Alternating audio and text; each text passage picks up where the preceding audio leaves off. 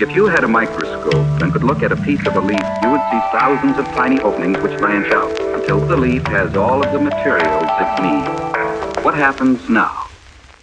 Let's just talk a little bit more about rendering, because it's an important topic and it's a little bit confusing and you just have to get it right. So I want to make sure you're very comfortable rendering. And additionally, I want to help you right now set up a template for rendering so you really don't have to think about this for the rest of the class. Okay? So let's jump into After Effects.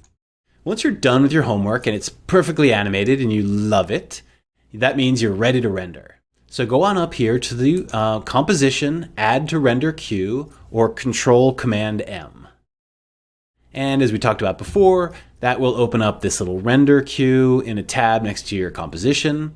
And basically you have render settings you can click on, you have an output module, and output 2, all right? Output 2 we talked about at 25 steps, and that's really simple. It's just basically what you're gonna name your file and where you're gonna put it, like what folder you're gonna put it in, right? So I think you can figure that out. And render settings, we're gonna leave this as best settings for the whole class. So you don't even ever have to think about that at all, okay? Because you always want your best settings. Now, the output module. This is something, sounds like NASA would blast out into space, but it's actually kind of the real heart of the render queue here. So this is something we're gonna need to dig into. Click on the word lossless, right? And that will open the output module settings. And let's look at these just really quickly. Basically, the important thing is that the format is always, for this class in any case, a QuickTime movie.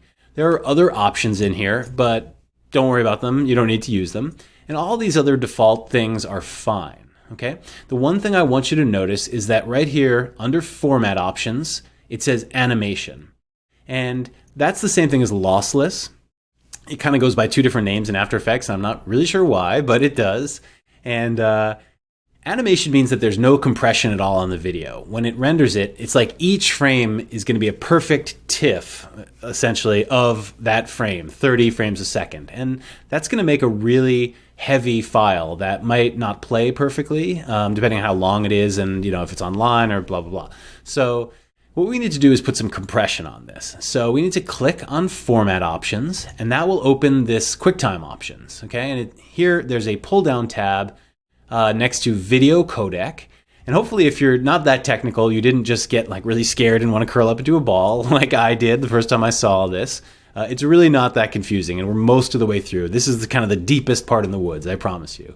So there's a lot of different kinds of codecs you can use, and we don't need to talk about any of them except for the one that we're going to use, which is, I think, got the friendliest, nicest name of them all, H.264. Which kind of sounds like R2-D2's BFF or something. So click on that, and that's what we're going to use, H.264, and quality settings are 100 are great, right? So just hit OK. Now you can see here that this says H.264 the way we want, and the quality is 100. So awesome. Just hit OK.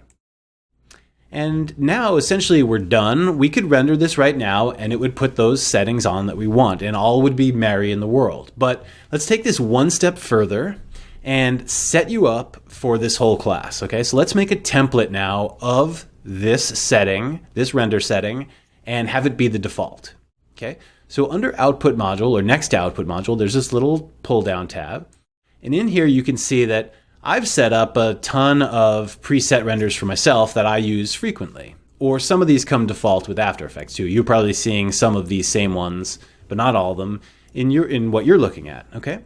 So what I want you to do is go down to Make Template, right? And here are, under Settings here, this is what we've just set this at. A QuickTime Movie, H.264, quality 100, etc. So let's go ahead and call this like AE underscore Kickstart, or something like that, something so you'll know this is the settings for this class, right? And even better, go up here to Movie Default. Right now it probably says Lossless, and go down to what we just typed, which is AE Kickstart, right?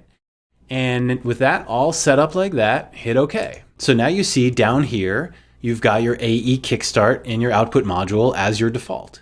So just leave it there, and you should be set for the class.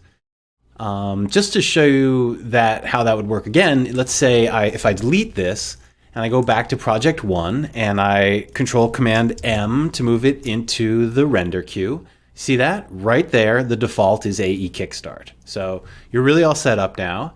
So for anything you need to render for the rest of the class, just click in here, give it the correct name, and put it in the right folder, and then just hit render, and it'll work perfectly. The last thing that I need to mention when it comes to rendering, that I haven't yet, is just that the work area, which we spent so much time talking about in our composition, you should know that that also determines what's going to be rendered when you add a composition to the render queue. So if this was set up and we were just looking at, just some small part of this composition, and then I added this to the render queue, control command M, it would only render out between the beginning and end of this render work area. So make sure you take that one little step before you render to just check to make sure that your work area is set to the length that you want it to be, which is often the length of the composition, but not necessarily, okay? So that's just one thing to keep your eye on before you add to the render queue. Awesome. I think that covers it, and thanks a lot for watching. If you had a microscope and could look at a piece of a leaf, you would see thousands of tiny openings which branch out until the leaf has all of the materials it needs. What happens now?